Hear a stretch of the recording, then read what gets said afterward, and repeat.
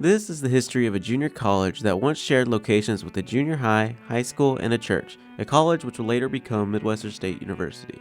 Starting with one building, let's bring back the past to the present. The year is 1922. Wichita Falls Community College is founded by the school district under Superintendent Randolph Lee Clark. The college classes were held on the third floor of Wichita Falls High School. With 55 students and 10 faculty members, the college taught the basic 2-year core classes for higher education. As the school began to grow in popularity and success, the number of students increased as well. Fast forward to 1935.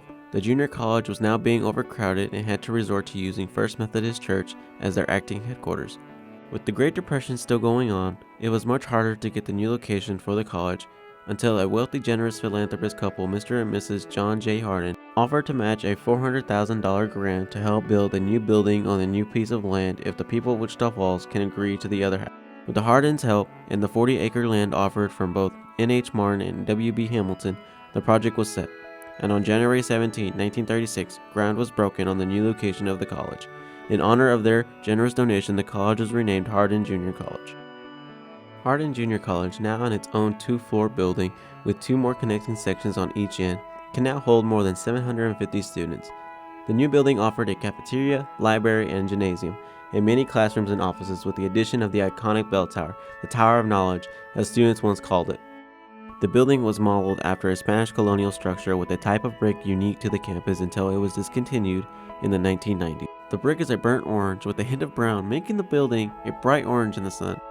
The gymnasium was what is now South Hardin. The gym held all indoor sports like basketball, volleyball, and even badminton. It even held all the dances and ceremonies for the students to enjoy and hang out.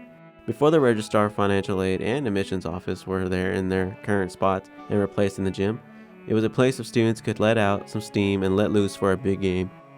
On the other end of the building is the auditorium, where students can meet for the important meetings, guest speakers, and the performances from the Blue Curtain officers made up of fellow theater students. The auditorium was later changed to Aiken Auditorium in the 1980s for one of its biggest benefactors.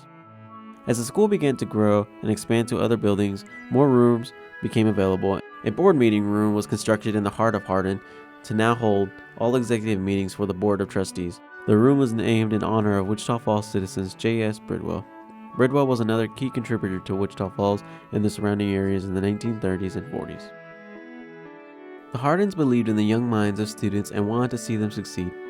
The Hardins didn't stop at just the junior college here in Wichita Falls, but also donated much of their money to the other surrounding colleges struggling to get by due to the Great Depression. Some of the notable colleges are Mary Hardin Baylor, Hardin-Simmons University, and others that honor them by naming their own building after them. The Hardins' legacy continues to this day. With their help, they set the foundation for a soon-to-be state university, growing to become Midwestern University in 1950, later Midwestern State University in 1975, going from 40 acres to 255-acre land, and now having more than 70 buildings in operation today. While the Tower of Knowledge name has been lost over the time, the bell tower has not, and has been a symbol to faculty and students ever since it was first built to represent an institution of higher education. In the future, it will continue to grow. The campus continues to grow as time passes, and will continue to know the generosity of the Hardins for letting the college continue for the students. From MNG Media, this was a quick history lesson from me, Armando Rubio.